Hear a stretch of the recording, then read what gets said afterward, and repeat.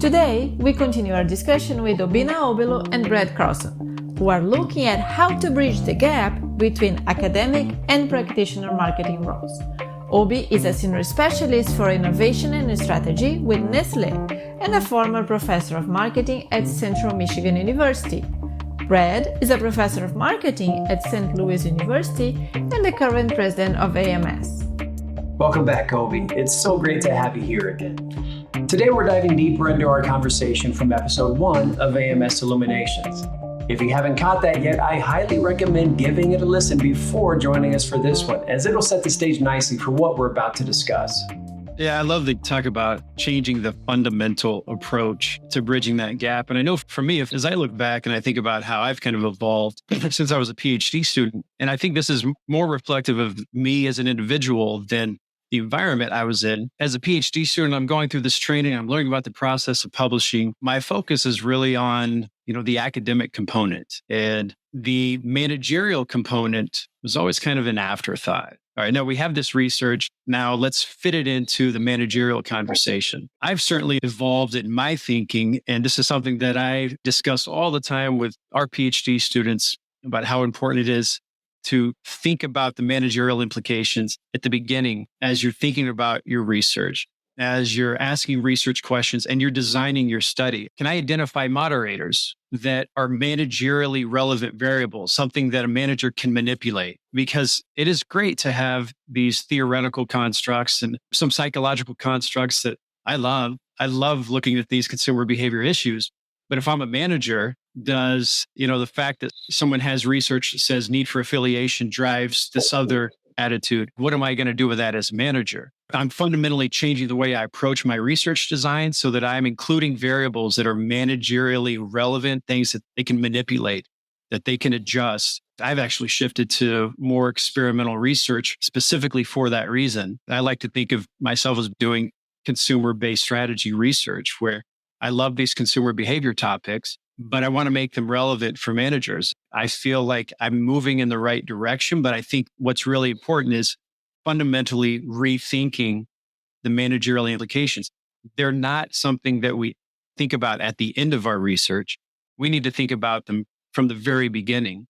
Obviously, as you pointed out, not every research study has to be managerially relevant. We need conceptual work. We need theoretical work that drives these bigger ideas, but we also have to move closer to understanding what can a manager take away from my research and actually improve their marketing offers. So I love that you bring up that specific term, fundamentally change our approach to bridging the gap.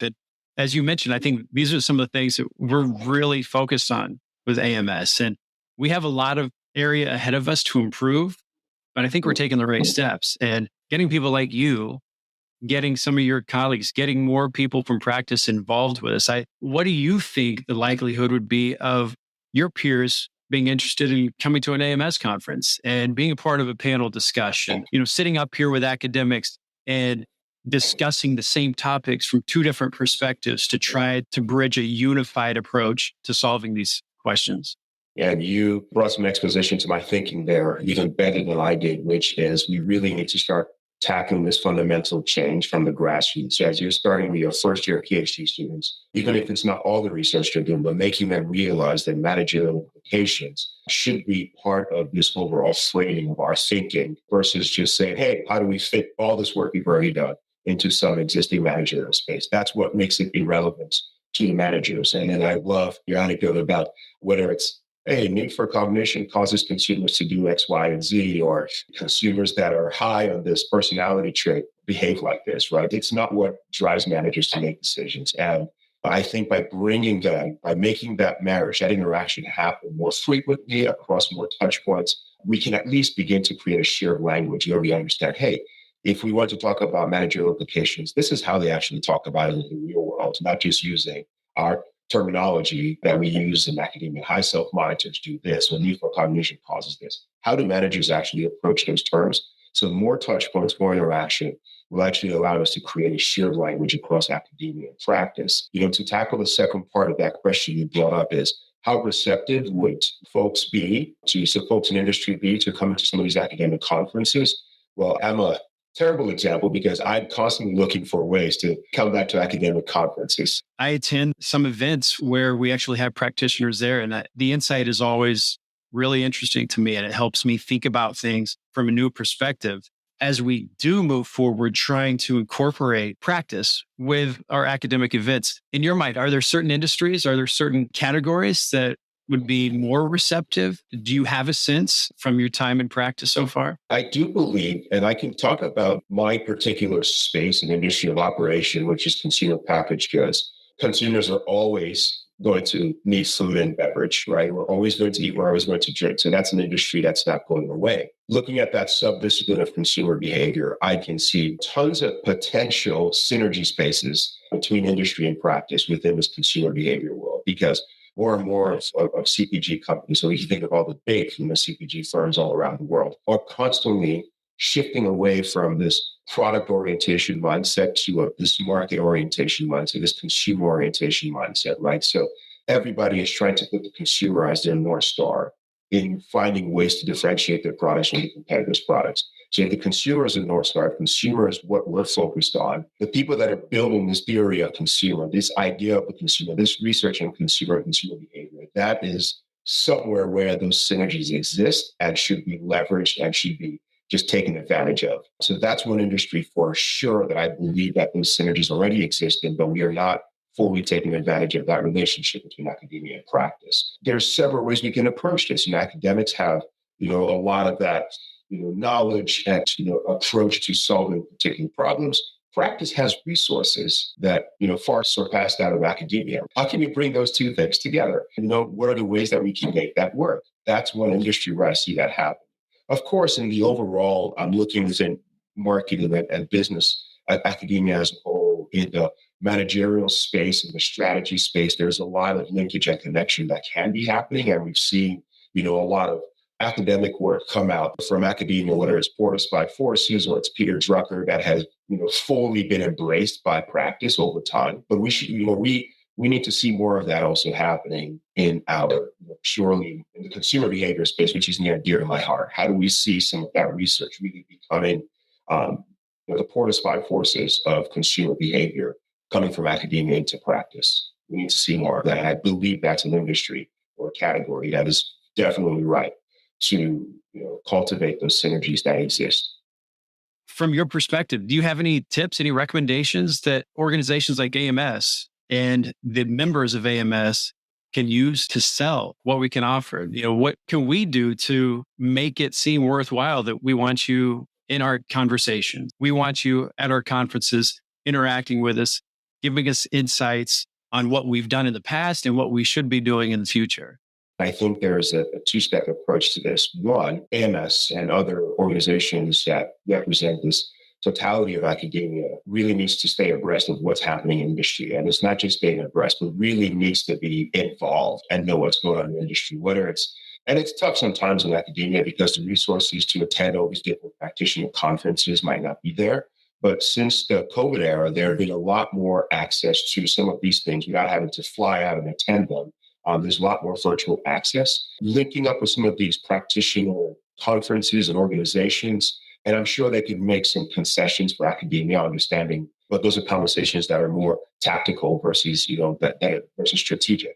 Academia, AMS, these other organizations within academia really stay on top of what is happening in practice. What are those topics that are most relevant to practice today?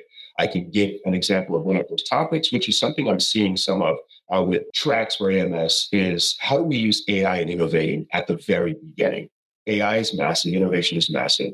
We have big organizations investing just gobs of money that's unimaginable and trying to stay ahead of this AI trend. So looking at topics like that, what are those other topics within different categories that are important to these academics? To these practitioners, that's the first step.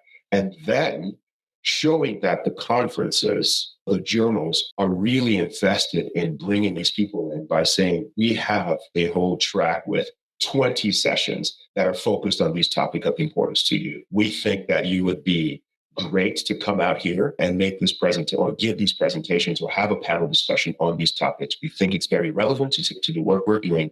We want you here. So knowing what those topics are, one, and then showing that those topics are also important to academics, to academia by incorporating entire sessions, entire tracks that are dedicated solely to those topics that have been identified. But it's all about staying on top of what those topics are and how quickly they're evolving. That's the first and most important step. And it's something that I think we might miss sometimes in academia. And I'll say we, because I still keep that high on. Sometimes we might catch on to what's happening in business a year and a half or 2 years after we've already been moving deep in that space in business, right? So it's important to be up top because it evolves so quickly.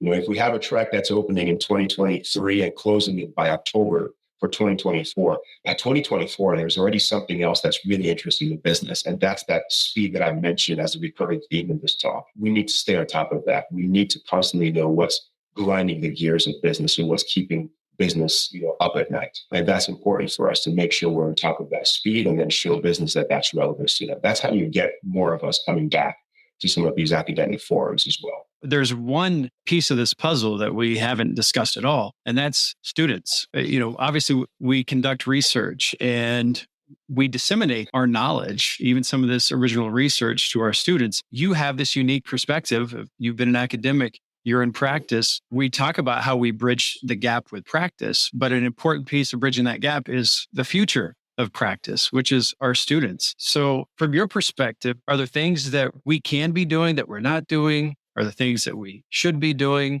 in terms of how we get students involved in this process, engaged in this conversation of kind of looking at this mixture of academic and practical research and relevance? Sometimes we tend to forget that, all of what we're doing, has these multiple pillars. Our research is important in growing the body of knowledge, but our students are extremely important as well, making sure that next generation of practitioners are properly trained, properly versed in what's out there.